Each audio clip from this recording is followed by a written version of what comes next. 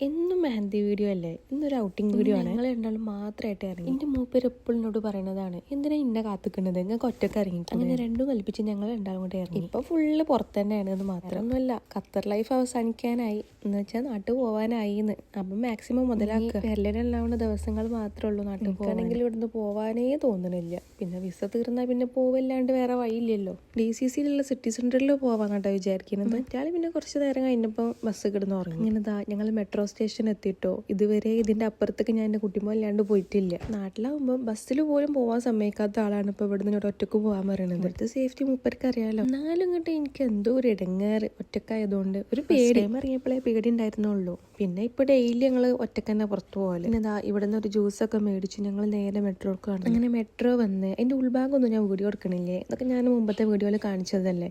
പിന്നെ DCCയിൽ ഇറങ്ങി. ഇവിടുന്ന് പിന്നെ മെട്രോ മാറി കയറാനൊന്നും ഇല്ലാത്തതുകൊണ്ട് ചെറിയൊരു സമാധാനം ഉണ്ടായിരുന്നു. അല്ലെങ്കിൽ എനിക്ക് മൊത്തത്തിൽ കൺഫ്യൂഷൻ ആയി പോകും. അങ്ങനെ പിന്നെ അതിൻ്റെ ഉള്ളിൽ കയറി. ഇവിടുത്തെ ബിൽഡിങ്ങുകളൊക്കെ കാണാൻ എന്തൊരു ഭംഗിയായിരുന്നു. നൈറ്റ് കുട്ടിമോ ഇല്ലാത്തത് കൊണ്ട് തന്നെ ക്യാഷ് ഉണ്ടെങ്കിലും എനിക്ക് എടുക്കാനൊരു ഇടങ്ങേറാണ്. പിന്നെ ഞങ്ങളൊരു ഐസ്ക്രീമിൽ കണ്ടു. ഒരുവിധപ്പെട്ട എല്ലാ ഷോപ്പിലും ഞങ്ങൾ രണ്ടാളും കയറി ഇറങ്ങി. പിന്നെ അതിന് ശേഷം കുട്ടിമോ വന്നു. ബർത്ത്ഡേന്റെ തലേന്നായിരുന്നു ഞങ്ങൾ പോയിരുന്നത്. എനിക്കൊരു ലിപ്സ്റ്റിക് ക്രേസ് ഉള്ളതുകൊണ്ട് മൂപ്പർക്ക് അത് മേടിച്ചിടാനുള്ള പ്ലാൻ ഉണ്ടായിരുന്നു. ലിപ്സ്റ്റിക് ആയതുകൊണ്ട് ഏതെങ്കിലും വാങ്ങാൻ പറ്റൂലല്ലോ. അതുകൊണ്ട് എനിക്ക് ഇഷ്ടപ്പെട്ട ഷെയ്ഡ് നോക്കി വെച്ച് കണ്ട് അതിന്റെ ഫോട്ടോ എടുത്ത് വെച്ച് ഫോണിലൂടെ പറഞ്ഞ് നല്ല വിലയാണ്, ഇവിടുന്ന് വാങ്ങണ്ട, നമുക്ക് പിന്നെ മേടിക്കാന്ന് പറഞ്ഞിക്കാണ്ട് പോകുന്നു. എന്നിട്ട് ആ സെയിം സാധനം തന്നെ ഞാൻ അറിയാതെ ഓൺലൈനിൽ ഓർഡർ ചെയ്തിക്കാണ്ട് എനിക്ക് സർപ്രൈസ് ആയിട്ട് തന്നു. എന്തായാലേ ബുദ്ധി. ഞാനത് കാർട്ടിലിട്ട് വെച്ചിരുന്ന ലിപ്സ്റ്റിക് ഓൺലൈൻ വഴി വാങ്ങി ഷെയ്ഡ് എങ്ങാനും മാച്ച് ആയിട്ടില്ലെങ്കിലോ കരുതിയിട്ടാണ് വാങ്ങാൻ. പിന്നെ ആ സെയിം ലിപ്സ്റ്റിക് തന്നെ ഇവിടെ ഷോപ്പിൽ നിന്ന് ഞാൻ ജസ്റ്റ് ഒന്ന് ട്രയൽ ചെയ്ത് നോക്കി.